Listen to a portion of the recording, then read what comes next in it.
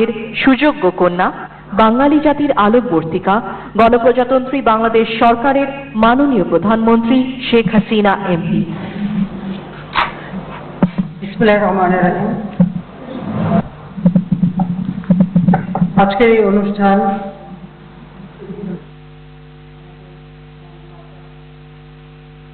এবং হযরত মুজিবের জন্ম বার্ষিকী উপলক্ষে আয়োজিত। আমি অনুষ্ঠানের সভাপতি এবং সেই সঙ্গে সংশ্লিষ্ট সকলকে, বিশেষ করে মূল প্রবন্ধ যিনি পাঠ করলেন এবং আলোচক সহ সকলকে আমার শুভেচ্ছা জানাচ্ছি। আমার বক্তব্যের শুরুতে আমি গভীর শ্রদ্ধার সাথে স্মরণ করছি সর্বকালের সর্বশ্রেষ্ঠ বাঙালি জাতির পিতা বঙ্গবন্ধু শেখ মুজিবুর রহমানকে। আমি শ্রদ্ধা জানাচ্ছি বঙ্গমাতা বেগম ফজিলাতুন্নেসাকে এবং আমার ছোট ভাই শেখ কামাল, ক্যাপ্টেন শেখ কামাল মুক্তিযোদ্ধা, লেফটেন্যান্ট শেখ জামাল মুক্তিযোদ্ধা, ছোট্ট 10 বছরের শিশু রাফেল সহ কামাল জামালের নবপরিণীতা স্ত্রী সুলতানা রোজি এবং 15 আগস্টে যারা শাহাদাত বরণ করেছেন তাদের সকলের প্রতি আমি শ্রদ্ধার সাথে স্মরণ করছি মহান মুক্তিযুদ্ধে জাতির পিতার নির্দেশে নেতৃত্ব দিয়ে যারা আমাদের বিজয় এনে দিয়েছেন, আমার জাতীয় চার নেতার প্রতি এবং সকল শহীদ যারা নিজের রক্ত দিয়ে আমাদের স্বাধীনতা দিয়েছেন তাদেরকে আমি শ্রদ্ধার সাথে স্মরণ করি। নির্যাতিত মা বোনদের যাদের মহান আত্মত্যাগ আমাদের স্বাধীনতা অর্জনকে আরো ত্বরান্বিত করেছে। আমি আরো শ্রদ্ধা জানাই আমাদের মহিলা নেত্রী আইভি রহমান সহ 21শে আগস্ট যারা জীবন দিয়েছেন তাদের। আজকে আমরা সারা বিশ্বব্যাপী যে করোনার প্রাদুর্ভাব, যার কারণে স্বাভাবিক জীবনযাত্রা ব্যাহত হচ্ছে, আর সেই কারণেই আজকে যেখানে আমরা সকলে সামনাসামনি বসে এই আলোচনা অনুষ্ঠানে অংশগ্রহণ করবো সেই সুযোগটা আমরা পেলাম না। তবে ডিজিটাল বাংলাদেশ গড়ে তুলব এই সিদ্ধান্তটা 2008 নির্বাচন ইস্তাহার দিয়েছিলাম। আজকে বাংলাদেশ ডিজিটাল বাংলাদেশ, কাজে সেই ডিজিটাল পদ্ধতিতেই আমরা এই অনুষ্ঠান করছি এবং আমি ধন্যবাদ জানাই এবং গোপালগঞ্জের জেলা প্রশাসক থেকে শুরু করে আমাদের জেলা পরিষদের চেয়ারম্যান এবং অন্যান্য যারা কর্মকর্তা সকলে এখানে উপস্থিত হয়েছেন তাদের সবাইকে। এই ডিজিটাল পদ্ধতি হয়েছে বলে অনেক দূরে বসে সকলের সঙ্গে কিন্তু আমরা একসাথে বসে এই অনুষ্ঠানটা করতে পারছি, সেজন্য তাদেরকে আন্তরিক ধন্যবাদ জানাই। আমরা এই অবস্থায় পড়েছি, এটা শুধু আজকে বাংলাদেশ না, সমগ্র বিশ্বব্যাপী এক সমস্যা। তবে আমরা আশা করি এখান থেকে একদিন আমাদের উত্তরণ ঘটবে। আজকে জাতির পিতা আমাদের স্বাধীনতা দিয়ে গেছেন, এই স্বাধীনতা অর্জনে লাখো শহীদ রক্ত দিয়েছে। কিন্তু স্বাধীনতা অর্জনের জন্য একটি বাংলাদেশ নামে একটি দেশ প্রতিষ্ঠার জন্য, একটি জাতি গড়ে তোলার জন্য জাতির পিতা বঙ্গবন্ধু শেখ মুজিবের যে সংগ্রাম, সেই সংগ্রামের পাশে থেকে যিনি সবসময় প্রেরণা জুগিয়েছেন তিনি আমার মা বেগম ফজিলাতুন্নেসা মুজিব। তাকে ছোটবেলা থেকেই দেখেছি। তিনি তো ছোটবেলা বাবা মা হারিয়েছেন, সব হারিয়ে আমার দাদা দাদির কাছেই মানুষ। এবং ইতিমধ্যে আপনারা এটা ভালোভাবে শুনেছেন, যিনি মূল প্রবন্ধ পড়েছেন বেগম মতিয়া চৌধুরী খুব চমৎকারভাবে সেটা তুলে ধরেছেন এবং সকলেই জানেন। সবথেকে বড় কথা হলো তিনি বাবা মা হারিয়েছিলেন ছোটবেলায়, যে সময় মানুষ বাবা মার কাছে আবদার করতে পারে বা মনের কথা বলতে পারে, একটা কিছু চাওয়ার থেকে চাইতে পারে, সেই সুযোগটাও তার জন্য সেভাবে হয়নি। তবে আমি এটুকু বলবো যে আমার দাদা দাদি বা পরিবার তাদের সঙ্গে এমনভাবে তিনি মিশেছিলেন যে তিনি আমার দাদিকেই বাবা বলে ডাকতেন।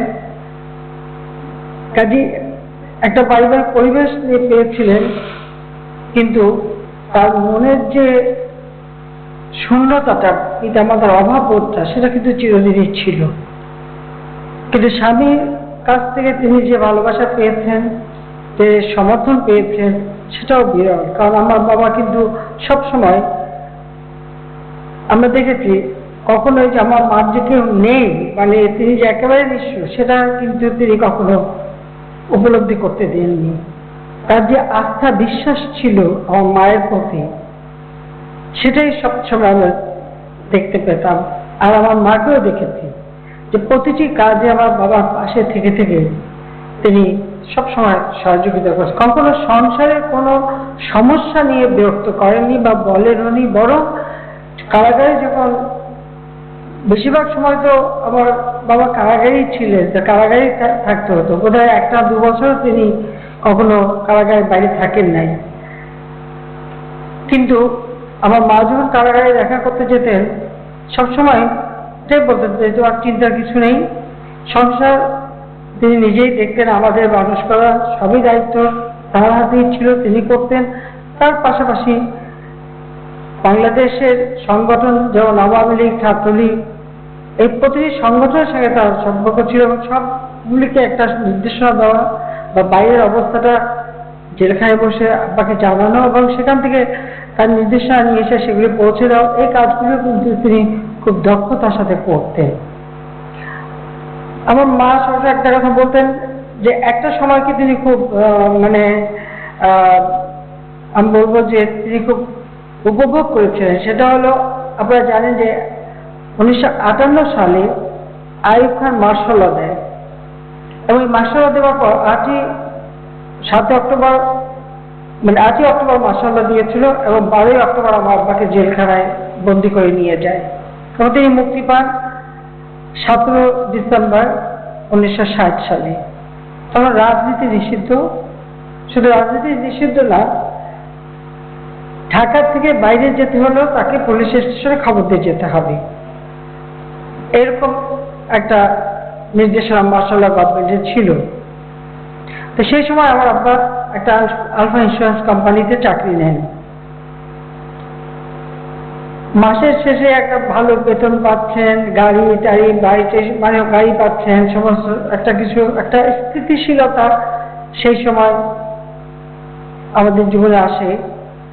মা মাঝে মাঝে ঠাট্টা করে বলতেন যে আইয়ুব খানকে আমি ধন্যবাদ দিই যে আমি অন্তত 2টা বছরের জন্য আমি একটা সংসারের একটা পূর্ণতা পেলাম। অর্থাৎ সে সময় কোনো রাজনীতি করা যাবে না, ঢাকার বাইরে যাওয়া যাবে না, আর নিয়মিত সংসারে অর্থ আসছে, একটা নিয়মের মধ্যে চলছে। এটাই বোধহয় আমার মার জীবনের প্রথম একটা পরিপূর্ণভাবে একটা সাংসারিক জীবনের স্বাদ পাওয়া। নইলে আব্বা জেলে সারাক্ষণ তিনি ব্যস্ত, মামলা মোকদ্দমা সেগুলি নিয়ে দৌড়দৌড়ি। পাশাপাশি যে সমস্ত নেতারা কারাগারে বন্দী থাকতেন, কার বাড়িতে কি অবস্থা আছে, তাদের বাড়িতে বাজার হচ্ছে কিনা, সেখানে সাহায্য করা লাগবে কিনা, কোনো আওয়ামী লীগের কর্মী অসুস্থ তাকে চিকিৎসা করা, তাকে দেখতে যাওয়া, এবং সর্বক্ষণ এই কাজগুলি তিনি একদিকে সংসার সামলাতেন, অপরদিকে এই কাজগুলো তিনি করতেন। সংগঠনকে তিনি দক্ষতার সাথে পরিচালনা করতেন এবং সঠিক সিদ্ধান্তগুলি দিতেন। এটাই হচ্ছে সব থেকে বড় কথা। আমার বাবা যখন প্রধানমন্ত্রী হয়ে ফিরে এলেন, তখনও কিন্তু তিনি যে প্রধানমন্ত্রী, কিন্তু আমার মার মধ্যে এই অহমিকাবোধ কখনো ছিল না এবং তিনি কখনো সরকারি বাসভবনে এসে বসবাস করেননি। কাজের জন্য আমার বাবা সকালে চলে আসতেন, বাড়িতে নাস্তা করে আসতেন, আবার দুপুরে খাবারটা আমার মা নিজের হাতে রান্না করে টিফিন গাড়িতে করে পাঠিয়ে দিতেন এবং আব্বার রান্নাটা তিনি সবসময় নিজের হাতে করবেন। এটা ওনার সবসময় নিজের ছিল। তিনি যে প্রধানমন্ত্রীর স্ত্রী, ওনাকে যে পাকের ঘরে যে রান্না করবেন বা এটা কেমন করে করবে সেই সমস্ত কোনো চিন্তা ভাবনা ছিল না, কিন্তু তিনি জানতেন তার নিজের হাতে করতে হবে। আর আমার মা রান্না খুবই ভালো ছিল, খুবই সুস্বাদু ছিল, এতে কোনো সন্দেহ নেই। আপনার রান্না, আপনার খাবার সব তিনি নিজের হাতে করে পাঠাতেন।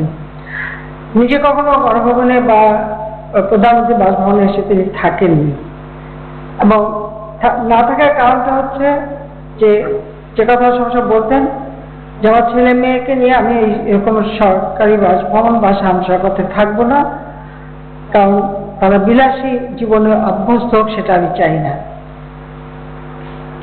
এই যে বিলাসিতার জন্য আমরা গা না ভাসাই, সেটার ব্যাপারে তিনি যথেষ্ট সচেতন ছিলেন এবং এই ব্যাপারে আমাদের প্রত্যেকে সবসময় সেই শিক্ষাই দিয়েছেন। কারণ আমরা শিক্ষা পেয়েছি বাবা মার কাছ থেকে মাটির দিকে তাকিয়ে চলার, অর্থাৎ তোমার থেকে খারাপ অবস্থা কি আছে তাকে দেখো, উপর দিকে তাকিয়ে না, যে ভালোকে সেটা দেখা না, তোমার থেকে কে খারাপ আছে তার থেকে তুমি কত ভালো আছে সেটাই উপলব্ধি করো। কখনো নিজের দৈন্যতার কথা বলতেন না, কখনো কোনো চাহিদা ছিল না, নিজে কোনোদিন কিছু চাননি, সবসময় তিনি দিয়ে গেছেন। তিনি যেহেতু আমার মার বাবা মৃত্যুবরণ করেন অনেক ছোট বয়সে, তাই তার দাদা এই অল্প ছোট বয়সে বিয়ে দেন এবং সমস্ত সম্পত্তি তার মার দাদার যত সম্পত্তি ছিল সবই কিন্তু আমার মা এবং খালার নামে লিখে দেন। এবং সেই সম্পত্তি থেকে তিনি যে অর্থ উপার্জন করতেন তা আমার দাদাই দেখতেন, তিনি মোতাল্লি ছিলেন এবং সমস্ত মানে ক্ষেতের যত ফসল এবং পুকুরে মাছ চাষ শুরু করে যত যা আসতো টাকা পয়সা সব আমার দাদা মার হাতে তুলে দিতেন। আমার মা সেখান থেকে একটি পয়সাও নিজের জন্য খরচা করতেন না, সব টাকাটা জমিয়ে রাখতেন এবং সেটা আমার আব্বাসে ছাত্র জীবন থেকে রাজনীতিতে জড়িত এবং তখন থেকে তার হাতেই তুলে দিতেন। তার জন্য নিজের প্রয়োজনে একটি পয়সা কখনো খরচ করেননি। তিনি জানতেন যে যে কোনো সময় আব্বা আসতে পারে, তার সে টাকাটা লাগতে পারে, কাজে সব সময়টা তিনি সঞ্চয় করে রাখতেন এবং সেই সঞ্চয়টা গোটা তুলে হাতে দিতেন। এইভাবে কিন্তু তিনি সবসময় মানে মানুষকে দেওয়ার একটা আন্তরিকতা তার মাঝে ছিল। এবং সবচেয়ে বড় কথা হলো যে রাজনৈতিক অঙ্গনে বিভিন্ন সময় যখন একটা কঠিন সিদ্ধান্তের বিষয়, সেখানে আমি দেখেছি অত্যন্ত দুঃখের সঙ্গে বলতে হয় যে আমাদের অনেক বড় বড় অভিজ্ঞ নেতারাও যেখানে সঠিক সিদ্ধান্তটা নিতে পারেননি বা হয়তো একটা ভুল সিদ্ধান্ত দিতে গেছেন, সেখানে আমার মা ঠিক সঠিক সময় সঠিক সিদ্ধান্তটাই নিয়েছেন। সেটা বেগম মতিয়া চৌধুরীর প্রবন্ধ আপনারা পেয়েছেন, যেমন আগরতলা ষড়যন্ত্র মামলা। এই মামলা আমাকে মাকেও জড়ানোর অনেক চেষ্টা করা হয়েছিল। পাকিস্তানি গোয়েন্দা সংস্থা কয়েকবার তাকে দেখে নিয়ে প্রশ্ন করেছে, কিন্তু তিনি জানতেন, হয়তো আমি বড় সন্তান সেই জন্য আমি কিছুটা জানতাম, কিন্তু এটা নিয়ে কখনো তিনি নিজেও ভাবনাননি, কিছু বলেননি। কিন্তু আন্দোলন সংগ্রাম গড়ে তোলার তার একটা অত্যন্ত মানে আমার একটা দক্ষতা ছিল। তিনি জানতেন কিভাবে মানুষের মাঝে যেতে হবে, কিভাবে সংগ্রাম করতে হবে। তাই 6 দফা আন্দোলন এবং আগরতলা ষড়যন্ত্র দেওয়ার পরে যে চক্রান্তগুলি চলছিল তার মধ্যে জনমত সৃষ্টি করা এবং দলকে সুসংগঠিত করে আন্দোলনটাকে গড়ে তোলা, বিশেষ করে ছাত্র সমাজের যে আন্দোলন, এই আন্দোলনটা সম্পূর্ণ আমার মায়ের ছাত্র এবং শ্রমিক এদের আন্দোলনটাকে গড়ে তোলার ক্ষেত্রে আমার মার একটা অনবদ্য ভূমিকা রয়েছে। এত বিস্তারিত আমি এখন বলতে চাই না, কারণ আমার অনেক লেখা আমি বলেছি, অনেকবারই বলেছি, কিন্তু আমি দেখেছি যে কিভাবে মানে কৌশল করে করে এই আন্দোলনগুলি সুন্দরভাবে করে মানুষকে জনমতটা সৃষ্টি করে নিয়ে এসেছিলেন। কাজে যখন আমাদের নেতা আমার আব্বাকে জোর করলেন, কারণ আইয়ুব খান ওখান থেকে খবর পাচ্ছে, তাহলে তাকে নিয়ে যাবে গোলটেবিল বৈঠকে বসার জন্য, আমার মা সাথে সাথে নিষেধ করে যে এখন জনগণ আমাদের সাথে আছে, কাজে তিনি যেন না যান। আমার বাবা কিন্তু যাননি, যার জন্য তাকে ওই মামলা তুলে নিতে বাধ্য হয় আইয়ুব খান, তখন পাকিস্তানের রাষ্ট্রপতি, এবং তারা আমার বাবাকে মুক্তি দিতে বাধ্য হয়। কাজে এইভাবে সেই সময় যদি সেটা না হতো তাহলে আগরতলা ষড়যন্ত্র মামলায় 35 জন আসামি, তার মধ্যে একজন সার্জন জহুরুল হক, তাকে ওই বন্দী অবস্থায় হত্যা করা হলো। 34 জন। আমার আব্বা যদি যেতেন সেখানে বেরোলে মুক্তি নিয়ে, তো বাকি কয়েকজনের যে ভাগ্যে কি ঘটতো সেটা আপনারা বুঝতেই পারেন, তাদের আর জীবন নিয়ে ফিরে আসতে হতো না। কিন্তু আমার মা তার নিজের জীবনের ঝুঁকি নিয়েছিলেন এবং তখন সঠিক সিদ্ধান্তটা দিয়েছেন বলেই মামলা প্রত্যাহার হয়েছিল এবং তখন বাংলাদেশের রাজনীতির ইতিহাসটাই পরিবর্তন হয়ে যায়। এরপর 70-এর নির্বাচন, সেই নির্বাচনে অনেকেই ছিল নির্বাচন না করা আন্দোলন।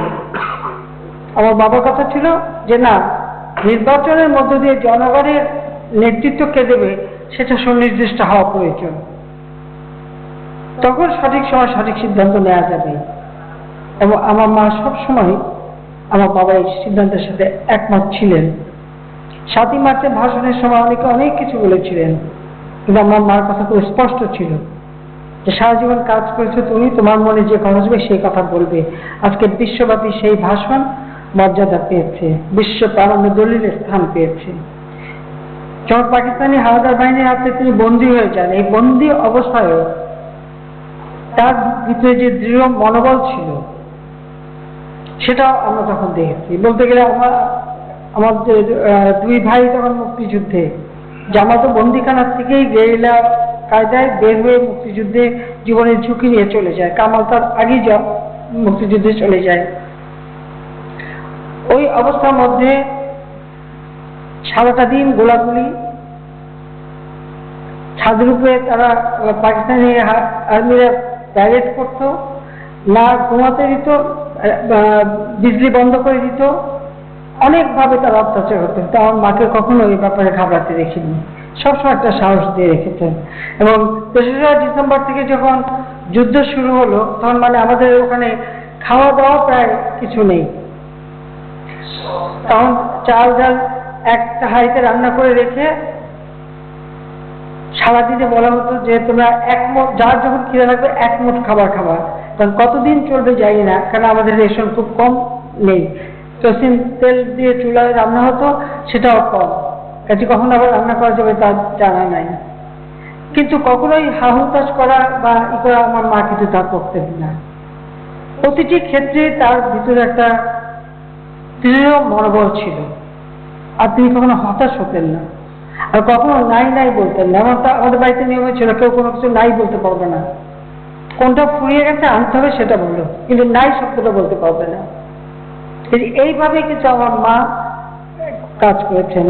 যখন মুক্তিযুদ্ধের পর এই যত দুস্থ মেয়েরা, তিনি নিজে ছুটে গেছেন তাদেরকে দেখতে, এসব বলছেন যে কি মানে তাদের কষ্ট দেখে তার ভিতরে যে কষ্টটা, দুঃখটা আমরা দেখেছি। এবং তাদেরকে বিয়ে দেওয়া, সামাজিকভাবে তাদেরকে প্রতিষ্ঠিত করা, সেটাও তিনি নিজে গণবিয়ে, একসাথে বসে গণবিয়ে দিয়েছেন। আবার সেটা নিয়ে যে কেউ কখনো তাদের ভবিষ্যতে জীবনে যেন কখনো কেউ দাগ লাগাতে না পারে, সেই জন্য কি কি করণীয় সে বিষয়ে আমার বাবার সঙ্গে তিনি পরামর্শ করেছেন এবং সেটা করে দিয়ে গেছেন। কিন্তু এইভাবেই তিনি মানে আমরা দেখেছি যে তিনি কিভাবে কাজ করেছেন, ঠিক এইভাবেই তিনি আমার বাবার পাশে ছায়ার মতো থেকেছেন। আর ৭৫ 15ই আগস্ট ঘাতকের দল রাষ্ট্রপতিকে ক্ষমতা হত্যা করবে ক্ষমতার জন্য, কিন্তু তারা তো শুধু রাষ্ট্রপতিকে হত্যা করবে, ক্ষমতা নিতে আসেনি। অর্থাৎ আমার বাবাকে শুধু একা হত্যা করতে আসেনি, তারা প্রথমেই তো আমার ভাই কামালকে হত্যা করেছে, তারপরে আমার বাবাকে হত্যা করেছে। যখন আমার মা গোলাগুলি শুনে ছুটে গেছে, দেখেছে পাকিস্তানি সেনারা, আমাদের বাংলাদেশের সেনাবাহিনীর সদস্যরা, তারা তাকে যেতে দেবে না আমার আপনার কাছে, তিনি যাবেন। তিনি বলছেন যে ওনাকে মেরে ফেলেছ, আমি ওনার কাছে যাব। তারা বাধা দিয়েছে, তারপরেও তিনি যেতে চেয়েছেন। তারপর ওখানেই তাকে গুলি করে, এবং তিনি বলছেন আমাকে গুলি করে মারো, আমি এখান থেকে নড়বো না, আমি ওনার কাছে যাব, আমার স্বামীর কাছে যাব। বলছে যাও তুমি তোমার স্বামীর কাছে যাও, সেখানেই তাকে গুলি করে হত্যা করেছে। যারা করেছে তাদের অনেকে আমাদের চেনা, অনেক সেনা কর্মকর্তা আমাদের বাসায় এসেছে, আমার মায়ের হাতে খাবারও খেয়েছে, আমাদের সে অভিজ্ঞতা আছে, আমরা তাও জানি, কামালের সাথে একসাথে কাজ করেছে। কিন্তু এই যে পাকিস্তানি সেনাবাহিনী তারা আমার বাবাকে গ্রেফতার করতে যখন এসেছিল, তখনও তাদের কিন্তু একটা উদ্দেশ্য ছিল হত্যা করা, কিন্তু তার সামনে দাঁড়িয়ে হত্যা করতে পারেনি। আর আমাদের দুর্ভাগ্য যে বাংলাদেশ আমার নিজের সৃষ্টি করলেন, যে বাংলাদেশ সেনাবাহিনী তার নিজের হাতে সৃষ্টি, যেখানে পাকিস্তান আমলে কোনো সেনাবাহিনীর সদস্যরা ওই মেজরের উপরে কোনো প্রমোশন পেত না, আর স্বাধীন বাংলাদেশে সেই মেজরদের তিনি নিজের হাতে প্রমোশন দিয়ে মেজর জেনারেল করেছিলেন। সেই মেজর জেনারেল জিয়া থেকে শুরু করে major Huda, Farooq, colonel Farooq, colonel Rashid. Colonel Farooq তো আমাদের বাড়িতে ডিউটিতেই ছিল সিকিউরিটির জন্য, তারাই খুন করলো, তারাই হত্যা করলো।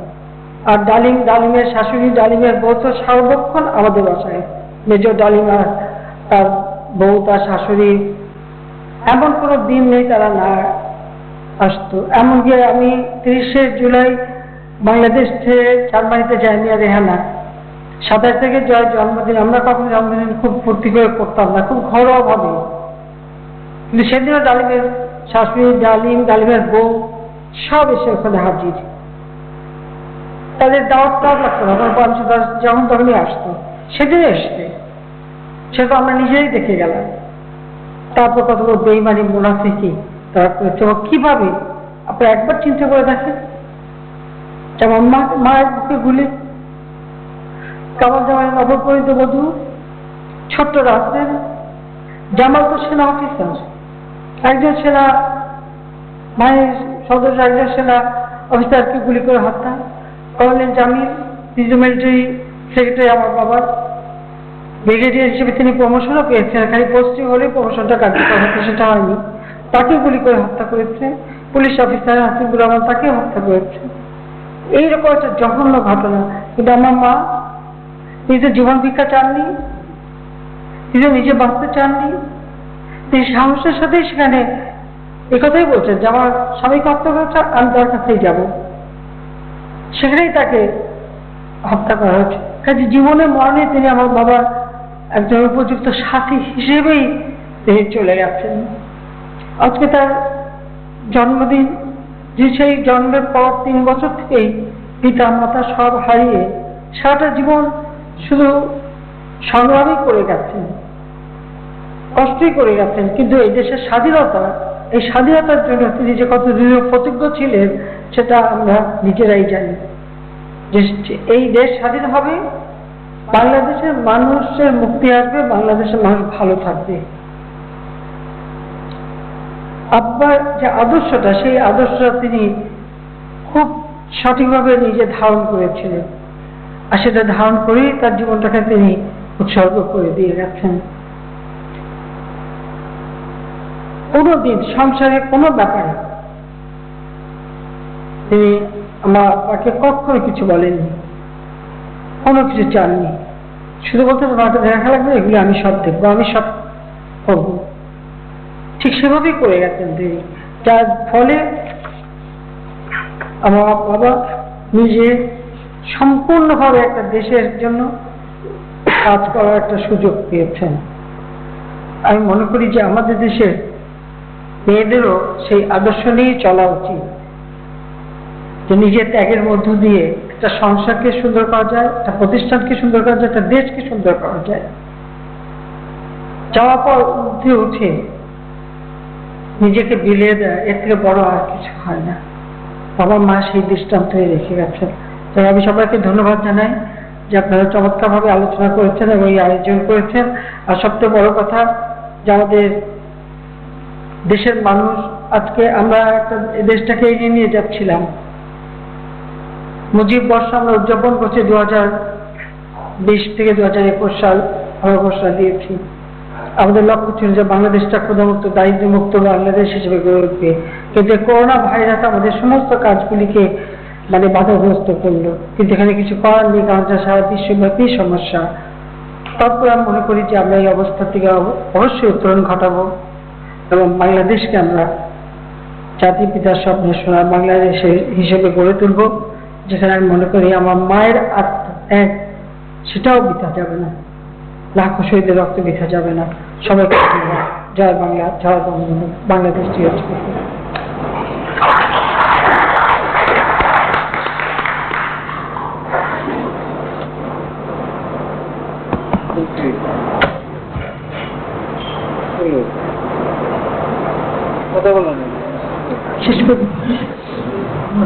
সুধীমণ্ডলী, বঙ্গমাতা সংসার, সমাজ, সন্তান প্রতিপালনের পাশাপাশি স্বাধীনতা সংগ্রাম, মুক্তিযুদ্ধ, স্বাধীনতার পর দেশ পুনর্গঠনে অসামান্য অবদান রেখে ইতিহাসকে যেমন সমৃদ্ধ করেছেন, ইতিহাসও তাকে বঙ্গমাতায় অভিষিক্ত করেছে।